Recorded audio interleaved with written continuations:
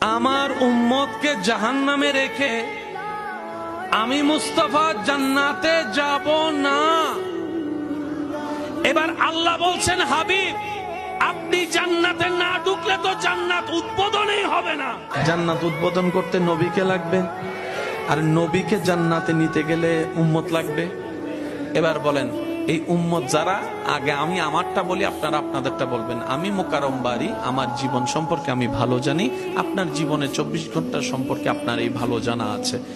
আমি আমার জীবনের ধারণা অনুযায়ী আমার জীবনে সওয়াবের চাইতে গুনাহ বেশি। আমার মতো গুনাহগার কে কে আছেন একটু হাত তুলেন, শুধু অডিয়েন্সের ভিতরে, কোনো আলেম ওলামা না। যার জীবনে গুনাহ বেশি সওয়াব কম একটু হাত তুলেন। যে তুলে নাই সে জান্নাতি আর কি, বুঝতেছেন তো?